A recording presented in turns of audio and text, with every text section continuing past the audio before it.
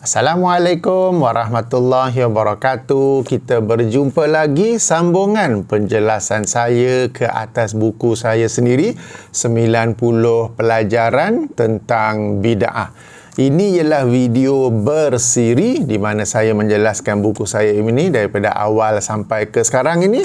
Sekarang ini kita di bab para ahli ilmu, ahli ibadah dan bid'ah. Jika edisi PDF muka surat 221. Tuan-tuan dan puan-puan yang belum memiliki buku ini boleh muat turun secara percuma. hafizfirdaus.com boleh muat turun secara percuma. Jika hendak beli edisi bercetak boleh pesan di Shopee, tajuk yang sama juga. Penjualnya ialah Santai Ilmu dan harganya RM55. Ya, agak mahal sebab buku ini memang tebal. 600 lebih muka surat ya. Baik, sebelum masuk dalam bab tu juga berkaitan surah At-Taubah ayat nombor 34, saya nak cerita satu kisah yang berlaku once upon a time di Antartika. Pernah dengar tak?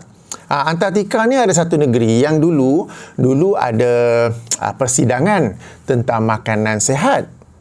Tapi nama umum yang mereka bincang tu tentang asam jawa. Saya dah buat video tentang tu, sila cari gambar thumbnail tu, saya pegang asam jawa. Okey.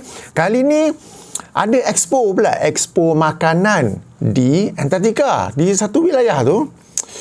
Tak pernah dengar? Okey, mari saya cerita. Dengar saya cerita tahu. Okey, ada expo makanan. Jadi orang-orang pun yang datang buka gerai, mereka pun menunjukkan produk-produk mereka ya. Kita nak fokus kepada 3 gerai ni. 3 gerai ni menarik. Okey, satu gerai tu penjualnya tu dia nak tunjuk chili sauce. Okey, sos cili ataupun chili sauce. Okey. Gerai nombor 2 tu orang tu lambat sikit. Penerbangan dia dari Jepun. Delayed. Okay? Terlewat sebentar kerana masalah teknikal. Nanti mungkin esok dia sampai kot. Okey. Gerai yang ketiga dia Tabasco. Tabasco ni okey, nanti saya explain lah bila jualnya. So hari pertama expo, mereka pun telah menjual, menunjukkan, mempromosikan produk masing-masing. Penjual sos cili ni dia sedap ni. Tapi dia tak perlu buat kerja banyak sebab kebanyakan orang yang hadir expo tersebut dah memang suka cili sos. Dah memang biasa dengan cili sos. Jadi dia pun tak payah cerita banyak, sekadar sedap ni, tok guru kita duk makan ni. Orang tua kita duk makan dari dulu ni. Sedap ni sos cili. Okey, dia macam tu saja. Tabasco ni pula ataupun Tabasco, sesuatu yang agak baru. Okey. Jadi penjualnya kena explain lebih sikit. Okay, kena jelaskan lebih sikit bahawa Tabasco ini masyhur di Amerika, sesuai untuk tu kat belakang dia, untuk seafood, untuk pasta, untuk yang grill tu. Okey. Lepas tu dia pun demo botolnya kecil sebab dia pedas juga ni. Pedas yang berbeza lah daripada chili sauce. Yang ni Tabasco bersama dengan garlic. Ada rasa ekstra ya. Dia pun duk cerita-cerita tentang Tabasco. Jadi yang penjual chili sauce ni sambil jual-jual tengok mana orang gerai tengah ni tak mari lagi. Yang penjual Tabasco ni pun tengok juga mana gerai tengah ni orang ni tak mari-mari lagi. Okey, jadi tak apa, mereka pun mempromosi produk masing-masing di expo tersebut ya. Antartika. Hari esoknya penjual ataupun orang yang gerai tengah tu pun datang. Dia pun bawa lah produk dia. Produk dia wasabi. Bukan wahabi, wasabi. Wasabi yang makan tu. Wasabi ni original dari Jepun, sampai tak ada tulisannya pun tulisan Jepun. Siapa yang kenal tu pun memang wasabi. Ini yang hijau kecil ni. Yang itu tu wasabi tu. Dia jual wasabi. Dia promote wasabi. Okey, dan wasabi ni orang-orang yang datang expo sebab chili sauce dah biasa. Tabasco ni okey, something new juga. Tapi wasabi ni, wasabi ya. Okey. Dan yang special, yang berbeza sikit penjual ataupun promoter bagi wasabi ni, Dia ni, dia ilmiah. Dia cerita, dia boleh cerita kandungannya, dia boleh cerita pedas tu macam mana. Pedas tu macam dimasuk ke rongga hidung lah. Masuk ke rongga hidung macam lepas tu kejap tu dia hilang. Dan kemudian dia boleh cerita antara wasabi yang original dengan wasabi yang nak kata palsu, tidak, buatan. Yang dia bawa stok ni wasabi buatan, ia lagi murah. Kandungan wasabi yang sebenarnya dia explain tau, ada dalil. Bukan dalil, evidence based, ada fakta. Wasabi yang sebenar dalam ni 28% je. Yang lain-lain tu mustard lah, horseradish lah, macam-macam lain lah, soya bean oil lah, minyak lah, apa-apa semua tu. Dan yang ini murah saja. Murah saja. Currency dekat Antartika sama dengan Malaysia. Tapi sebut je nama lain, sebut nama dia Antark. RM2.40 Antark.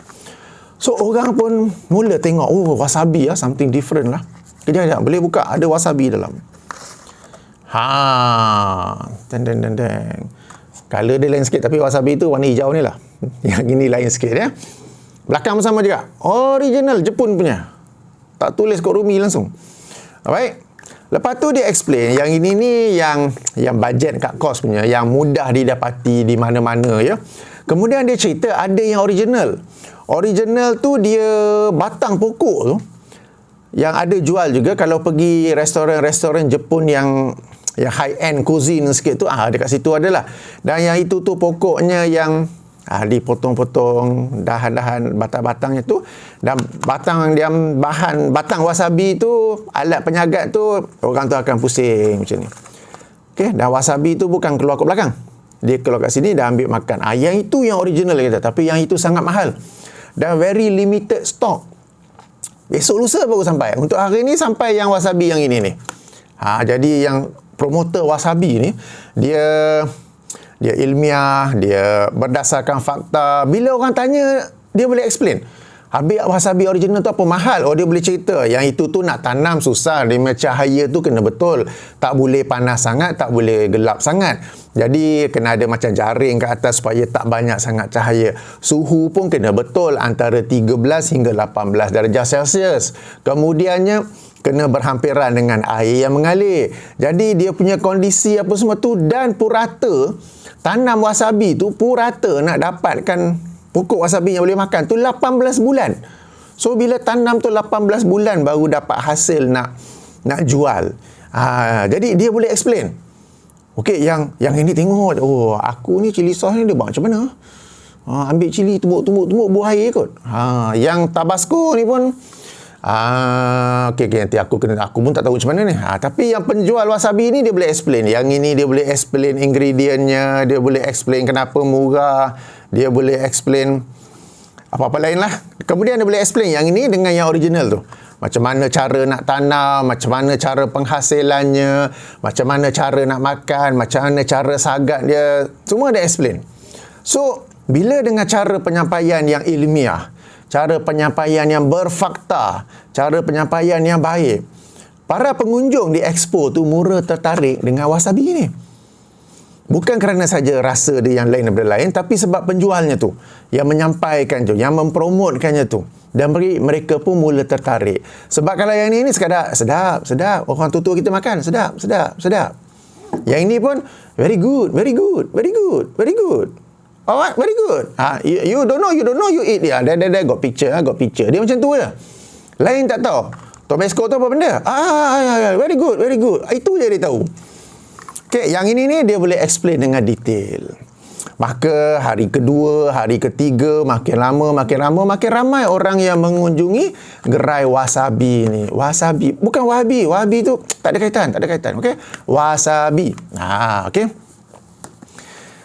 Penjual Tabasco ni dia, walaupun dia tak pandai sangat, tapi dia jenis positive minded. Dia pun dah tengok orang yang jual wasabi ni. Okey, macam tu caranya je. Lalu dia pun mula buat research. Asal usul Tabasco, apa benda dibuat daripada apa, asayen, Tabasco pepper, red jalapeno. Dia mula ambil tahu apa semua tu. Dan pada time hari ketiga, hari keempat, Dia pun mula memperbaiki dirinya. Dia bukan sekadar, you see picture tak? Dia sendiri boleh explain. Dia sendiri boleh, sedap makan. Dia pun pandai dah. Jadi, orang pun mula mengunjung yang ini ni. Tapi masih tak seramai yang ni. Yang ni masih ramai. Okay. Wasabi. Tabasco sekarang nombor 2. Penjual cili sos ni mulalah terasa. Mulalah dia bimbang. Kenapa dia bimbang? Tak tahulah, kenapa dia bimbang. Tapi dia nampak dalam bayang dia benda macam ni mula terbang daripada diri dia. Dia mula ternampak benda macam tu. So macam mana ni ya? Yang dengan Tabasco, penjual Tabasco tu dia tak kisah sangat sebab lebih kurang ya. Orang lagi ramai lebih kurang, tapi semua duk mengerumungi ramai-ramai dah wasabi ni. So, yang Tabasco ni macam saya kata, dia positive minded. Dia pun ubah cara dia menyampaikan, dia ubah cara product information dia pun tahu, cara dia mempromosi dia pun tahu. Okay? Ada improvement. Dan berlaku persaingan yang sihat. Persaingan yang sihat ya. Yalah kan bila bisnes ada competition kan, persaingan yang sihat. Tapi yang ni masih menang lagi. Okay? Yang ini pula dia jenis yang blur-blur sikit kan. Tapi tak adalah blur sangat, dia pandai. Lalu dia mula buat muslihat. Dia mula buat cerita. Kan? Jadi orang-orang yang lalu tu dia panggil. Sebab orang lalu depan gerai dia. Nak pergi gerai wasabi ni sebab ramai pergi kan. Dia pun mula cerita. Yang itu tu nak tanam tu, dia perlu buka banyak tanah. Dalam rangka nak buka tanah, nak tanam wasabi tu, banyak orang dia bunuh. Dia potong pokok dengan orang-orang sekali dia potong. Pembunuhan beramai-ramai berlaku. Semata-mata nak tanam wasabi. Dia buat cerita, orang pun teruknya. Tak jadilah. Yang sebahagian lah, yang jenis-jenis low IQ kan, jenis-jenis low IQ ataupun IQ tak ada nilai langsung tu, dia pun gitu ke? Lepas tu dia cerita lagi. Kawan-kawan tahu tak? Pengganas-pengganas, teroris, pengebom berani bunuh diri apa semua tu. Kamu tahu tak dia punya makanan rugi apa? Dia orang pun jawab, roti Arab. Tak. Roti Arab tu betul. Roti Arab tu dia makan dengan wasabi. Kalau kau makan wasabi, nanti kau pun jadi macam teroris tu. Kau makan wasabi jadi teroris? Betul. Yang teroris tu yang ada kat Syria ke dekat mana ke nama ISIS ke nama apa semua tu, dia orang punya makan yang rugi tu yang ni. Dia orang makan dengan roti, dia orang makan dengan nan. Tak ada apa nak makan pun dia orang tekan dalam mulut terus je. Orang pun dia kata, kau makan wasabi, kau pun jadi teroris juga. Alamak, dia buat cerita tu. Jadi orang-orang yang low IQ ni pun yang bijak-bijak, kau ni mana ada macam tu kan. Lepas tu ditambah lagi cerita. Wasabi ni 200-300 tahun dulu dah ada dah. Dekat Saudi sana tu. Dah ada dah. Dan dia orang ni makan benda ni, waktu dia orang bunuh ramai-ramai kat sana. Makan wasabi kat sana tu. Dia pun buat cerita macam tu. Semata-mata kenapa?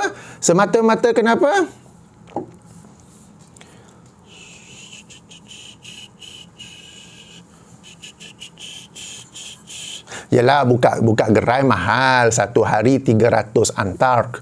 Kan? Dan benda ni nama dia periuk nasi. Dia nak kena jaga kan. So dia pun buatlah cerita-cerita macam tu. Jadi sebahagian orang yang jenis bijak-bijak, yang critical thinking taklah percaya, takkanlah wasabi macam tu. Tapi yang jenis low tu dia orang pun tak naklah wasabi ni. Okeylah cili sos sajalah, okeylah.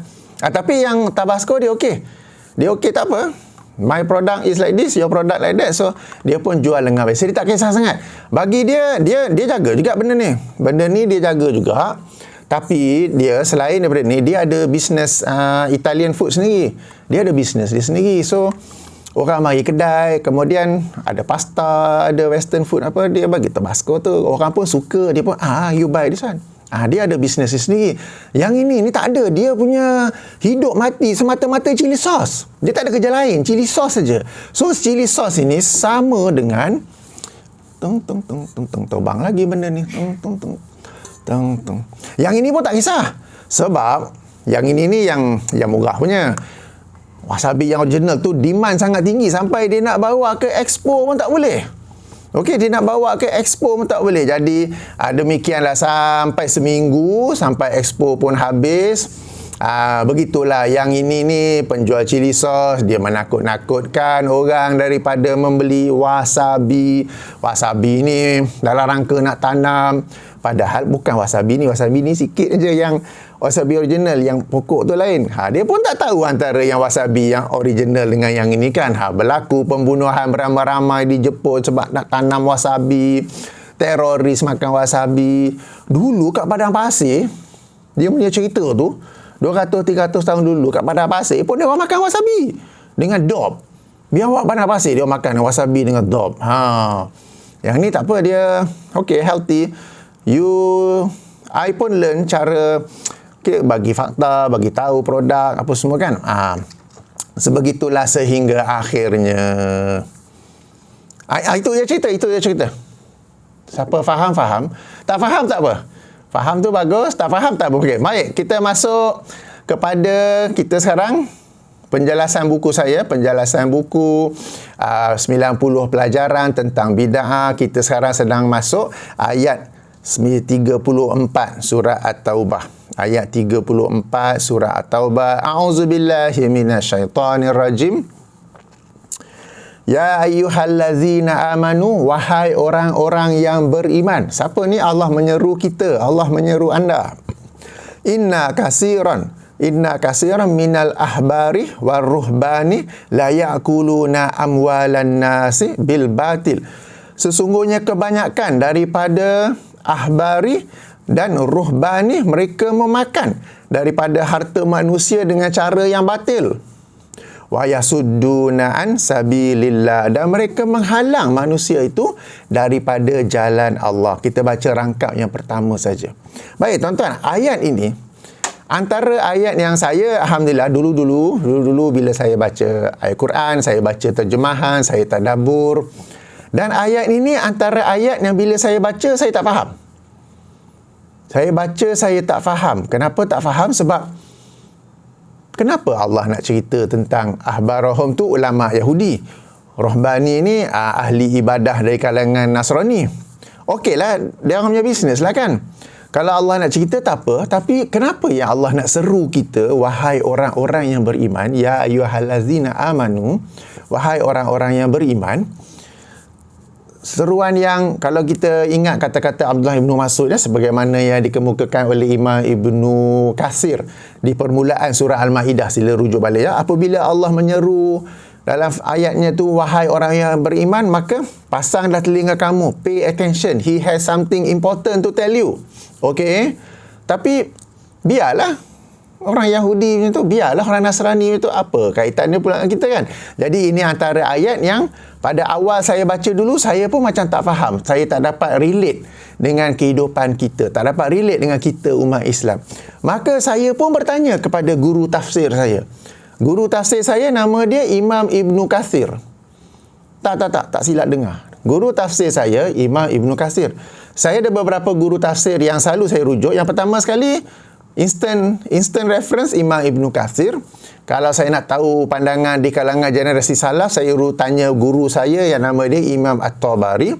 Kalau nak tahu tentang hukum hakam, ayat-ayat hukum, guru saya ialah Imam Al-Qurtubi. Ini yang tiga yang lazim. Kemudian ada juga guru-guru yang lain. Tuan-tuan jangan terkejut. Tuan-tuan, ayuh kita buka minda ni. Jangan kita tutup minda sebagaimana sebahagian orang yang mereka membataskan guru itu ialah jumpa face to face. Padahal guru murid ialah orang yang tinggi ilmunya menyampaikan ilmu kepada orang yang rendah ilmunya. Dan medium penyampaian itu tak semestinya face to face. Kalau kita nak belajar tafsir, sebagai contoh, tafsir ayat 34 surah Taubah ni, guru mana lagi yang lagi hebat kita nak tanya, yang kita nak rujuk, melainkan Imam Ibn Katsir, Imam Al-Qurtubi, Imam At-Tabari. So, janganlah bataskan. Sebahagian orang memang mereka nak bataskan. Guru tu kena face to face. Guru tu kena pakai serban. Guru tu kena pakai jubah. Guru tu baca bahasa Arab kena ain tu kena masuk ke dalam. Ain. Ha tu ha. Macam wasabi keluar ke hidung. Ha. Okey, tak apa, silakan. Tapi itu mereka yang rugi akhirnya sebab mereka membataskan guru kepada yang itu saja. Saya tidak membataskan guru. Guru saya Yusof Qaradawi, guru saya Imam Syafi'i, guru saya Muhammad bin Saleh Al-Utsaimin dan sebagainya. Walaupun saya tak pernah jumpa face to face, tapi saya mendapat banyak ilmu daripada mereka. Sebab apa? Sebab saya mempelbagaikan media untuk belajar. Media untuk belajar itu dipelbagaikan. Ayuh tuan-tuan dan puan-puan, ikut saya. Kita berguru dengan Imam Ibn Kathir. Imam Ibn Kathir ni bukannya calon-calon orang. Okey, jadi saya sedang rujuk tafsir Ibn Kathir di sini. Tafsir Ibn Kathir, tafsir kepada ayat nombor 34 surah At-Taubah yang kita baca tadi, surah At-Taubah ya. Okey, setelah mengumpulkan ayat itu, Imam Ibn Kathir berkata, kalau nak rujuk jilid 4 muka surat 137 ya, saya sedang merujuk tafsir Ibn Kathir edisi Maktabah Syamilah ni ya. Baik, setelah mengemukakan ayat itu, berkata Imam Ibn Kathir, qala As-Suddi, berkata seorang imam tafsir lain yang namanya As-Suddi, al-ahbaru minal yahud. Ahbar tu daripada orang Yahudi, war-ruhbanu minan nasara, dan ruhbanu tu daripada Nasara. Seterusnya jelaskan lagi bahawa sesungguhnya ahbar itu mereka adalah ulama Yahudi. Muka surat seterusnya, sementara ruhbanu tu, rahbani, kita sebut rahmani itu adalah ahli ibadah dari kalangan Nasrani, Yang penting, kenapa Allah cerita tentang mereka tu? Kenapa ya? Maka berkata Imam Ibn Kathir, wal maqsudu, dan maksudnya at-tahziru minal ulama'i su'i wa ubadil dalali kama qala Sufyanu ibnu Uyainah, man fasada min ulama'ina kana fihi syabahun minal yahud wa man fasada min ubadina kana fihi syabahun minan nasara. Okey, berkata Imam Ibn Kathir, maksud ayat itu ialah memperingatkan kita, mentahzirkan kita, memperingatkan kita daripada ulama yang buruk, ulama yang ulama yang jahat, dan ahli ibadah yang sesat. Sebagaimana berkata Sufyan ibnu Uyainah, seorang tokoh generasi salaf ya. Sesiapa yang fasad ni rosak, fasad ni jahat ataupun rosak. Okey, daripada daripada ulama kita ni, okey, kana fihi syabahun minal yahud. Mereka itu sebenarnya mengikuti, menyerupai ulama Yahudi, yakni ahbar tadi ya. Wa man fasada min ubadina kana fihi syabahun minan nasara. Dan sesiapa yang rosak daripada ahli ibadah kita ni, kita umat Islam, umat Muhammad ya, adalah mereka itu menyerupai daripada orang-orang Nasrani. Kemudian Imam Ibn Kathir mengemukakan hadis daripada Nabi SAW yang kita pernah dengar ya, bahawa kalian nescaya akan mengikuti kebiasaan umat-umat sebelum kalian, sejengkal demi sejengkal. Para sahabat berkata, Yahudi dan Nasrani ke? Rasulullah menjawab, maka siapa lagi? Dalam riwayat yang lain, mereka tu orang Parsi dan Rom ke? Baginda berjawab, dari kalangan manusia, siapa lagi selain mereka? Okey, jadi ayat ini memang ayat ini bincang tentang ahbar tu ulama dari kalangan Yahudi, dan rahbani ni ahli ibadah dari kalangan Nasrani. Tapi ringkasnya, di kalangan ulama dan ahli ibadah ni ada orang-orang yang telah rosak, yang mereka mereka memakan harta manusia dengan cara yang salah, bukan jual beli yang sah, tetapi cara yang salah, dan mereka menghalang manusia daripada jalan Allah. Bukan halang manusia daripada apa? Malah halang manusia daripada jalan Allah. Dan perkara seperti ini boleh juga berlaku dari kalangan para ulama dan ahli ibadah umat Muhammad.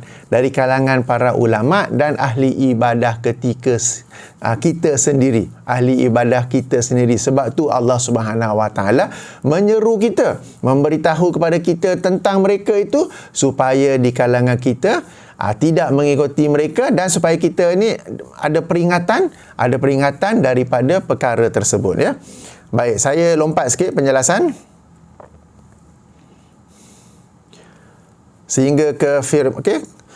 Wa qauluhu ta'ala, dan tentang firman Allah Ta'ala, wa yasudduna an sabilillah, dan mereka ini menghalang daripada jalan Allah. Sebelum itu Imam Ibnu Katsir bagi contoh macam mana mereka tu memakan harta secara batil, tentang apa yang berlaku pada umat Yahudi dan Nasrani, ya. Tapi sekarang ni nak bincang tentang mereka ni menghalang daripada jalan Allah. Ay wahum ma'a aqlihimul harama yasuddunan nasa anitiba'il haqq wa yalbasunal haqqa bil batil wa yuzhiruna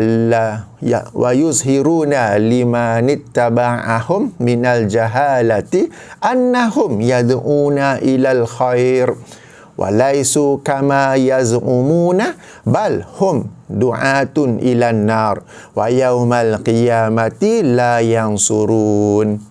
Okey, berkata, ya, Imam Ibnu Katsir tentang maksud firman Allah bahawa mereka ni menghalang daripada jalan Allah, iaitu mereka selain daripada memakan harta secara haram, mereka juga menghalang orang ramai daripada mengikuti yang hak, mengikuti yang benar. Dan mereka mencampur adukkan antara yang hak dan batil. Dan mereka menzahirkan kepada orang-orang yang mengikuti mereka daripada kalangan orang-orang yang jahil. Menzahirkan, menunjukkan kepada orang-orang yang mengikuti mereka daripada kalangan orang-orang yang jahil, annahum yad'una ilal khair, bahawasanya mereka ni sedang menyeru kepada kebaikan. Dan padahal mereka tidaklah seperti itu, bahkan mereka sebenarnya wal hum da'atun ilan nar, bahkan mereka ni sebenar menyeru kepada neraka. Wa yaumal qiyamati la yunsarun, dan mereka pada hari kiamat kelak tidaklah memperolehi sebarang pertolongan. Tuan-tuan dan puan-puan yang dirahmati Allah, ayat ini memang takkanlah kot. Tak, ini Yahudi Nasrani saja, takkan kot di kalangan umat Islam, takkanlah di kalangan ulama-ulama kita, takkanlah di kalangan ahli-ahli ibadah kita. I cannot believe it, I cannot accept it, I cannot brain it. Tapi tuan-tuan dan puan-puan, kenapa ayat ni Allah bagi tahu kita? Kenapa ayat ni Allah mulakan dengan ya ayyuhallazina amanu? Nak bagi peringatan kepada kita bahawa apa yang berlaku di kalangan ahli ilmu dan ahli ibadah Yahudi dan Nasrani boleh juga berlaku pada kita. Bukan saya kata, tetapi Allah yang berkata dalam surah At-Taubah ayat nombor 34 ini. Dalam beberapa video yang lepas, apabila ada seorang ustaz, dia mengkritik orang-orang yang ada kerjaya yang hendak menyibuk-nyibuk dalam hal agama. Lalu saya pun berkata, ala-ala dah kena kritik, kita pun jawab balik bahawa orang-orang yang dah ada kerjaya ni, bila mereka pun nak sampai ke agama, mereka menyampaikannya tanpa kepentingan ekonomi, tanpa kepentingan materialistik, tanpa kepentingan harta. Sebab mereka sudah ada income tersendiri. Mereka betul-betul hendak menyampaikan Islam. Berbeza dengan sebahagian penceramah mereka tu tak ada kerja. Kerja mereka ialah bagi ceramah. Dan di kalangan mereka tu sebahagian memang yang ikhlas. Mereka sampaikan apa yang hak. Tak kisah masjid lepas tu jemput ataupun tidak. Tak kisah lepas tu AJK surau panggil lagi ataupun tidak. Sebahagian mereka memang ikhlas, dan mereka ini lazimnya ada income tersendiri. Pagi-pagi mereka buka warung, jual nasi lemak, bihun goreng, mi goreng bersama dengan isteri apa. Malam mereka mengajar. Tak ada jemputan, tak apa. Sebab itu bukan income, ikut mereka nak menyampaikan ilmu. Akan tetapi, walau bagaimanapun namun begitu, sebahagian penceramah tak ada kerja. Kerja mereka ialah ceramah. Dan Mana-mana, it is a no-brainer. Tak payah fikir banyak. Kalau you nak sampaikan, you kena sampaikan apa yang dengan itu you dapat jemputan secara berterusan. Secara dengan itu yang you akan diterima secara berterusan. Maka hendaklah adjust, hendaklah edit apa yang diajar itu supaya dapat diterima oleh masyarakat. Ada orang yang di ruangan komen terkejut. Kata sampai hati kita kata gitu. Saya terkejut. Saya lagi terkejut. Kenapa ada orang boleh terkejut? Tuan-tuan dan puan-puan, it is a no. Tidak tersembunyi lagi bahawa ada sebahagian orang mereka mengambil keuntungan daripada agama. Kan kita biasa dengar orang jual air mineral. Air mineral yang RM2 tu bila dah baca sekian-sekian surah jadi RM10. Dah baca lagi banyak surah jadi RM20. Dah khatam seluruh Quran daripada air mineral tu jadi RM30. Itu nak ambil keuntungan duniawi lah tu. Jual kismis ke, jual itu ke, jual ini ke. Banyak sangat contoh saya nak sebut ya. Tapi yang selalu yang orang tak perasan, situ orang selalu sebut apa, penunggang agama kan. Satu yang tak perasan ialah di kalangan para penceramah. Income mereka, periuk nasi mereka ialah ceramah.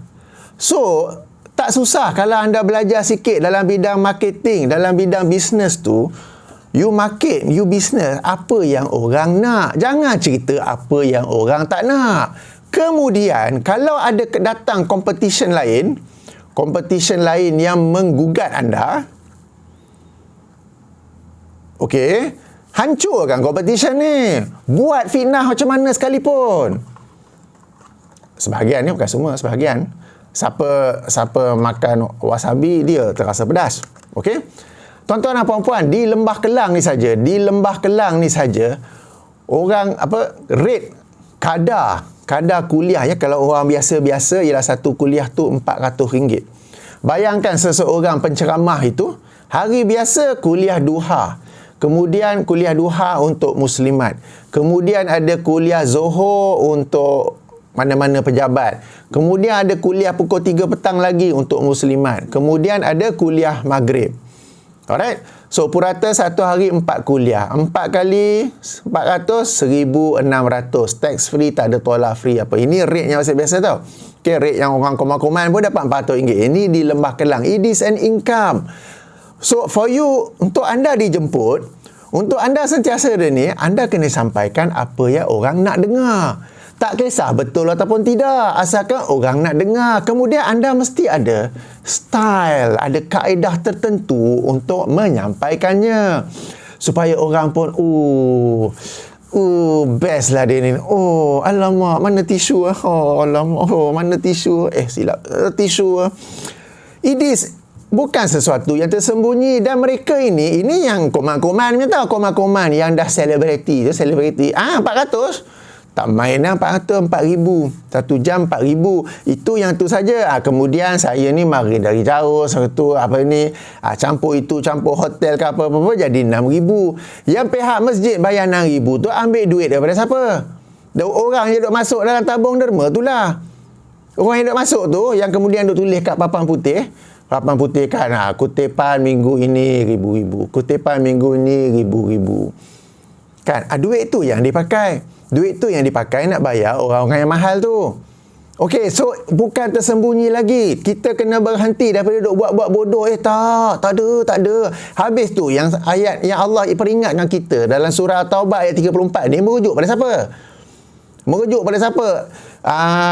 Para ulama dan ahli ibadah di bumi Antartika ke? Tak, ianya sesuatu yang berlaku, tetapi penting sebahagian. Anda tengok siapa yang menghalang orang daripada jalan Allah. Siapa yang duk menghalang orang daripada jalan Allah dan Rasulnya. Siapa yang makan harta, yang halang Allah daripada, yang menghalang orang, penceramah tu menghalang orang daripada mengikuti jalan Allah, mengikuti qala Allah Ta'ala, mengikuti sabda Rasulullah sallallahu alaihi wasallam. Siapa? Buka, kena fikir tuan-tuan dan puan-puan. Ini bukan sesuatu yang tersembunyi. Bila saya kata ni dulu, orang terkejut. Saya pun terkejut, ada orang terkejut.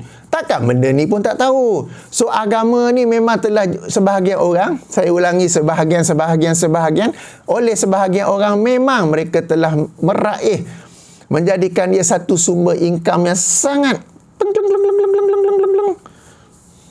mana kalkulator saya kat belakang, tak nampak ke? Kan? Sebahagian lagi memang ikhlas sebab agama bukan periuk nasi mereka. Periuk nasi mereka lain. Jadi ada jemputan, tak ada jemputan, tak kisah. Ada jemputan, mereka akan sampaikan yang hak, tak kisah. Lepas tu AJK kata, Ustaz, kenapa cakap macam tu? Lain kali tak nak jemput. Tak nak jemput, tak apa. Tanggungjawab saya lah menyampaikan apa yang hak. Bukan apa yang masyarakat nak dengar.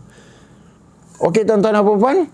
So, tadi pandai-pandai lah kan. Yang ni faham-faham, tak faham tu tak apa. Okey. Ini sebagai untuk membantu kita memahaminya. Okey, timer saya ni kecil sangat. Dah 35 minit. Okey, cukup. Baik, subhanakallahumma wa bihamdika asyhadu an la ilaha illa anta astaghfiruka wa atubu ilaika. Saya ulangi ya, sebahagian lah, bukan semua, sebahagian ya. Assalamualaikum warahmatullahi wabarakatuh.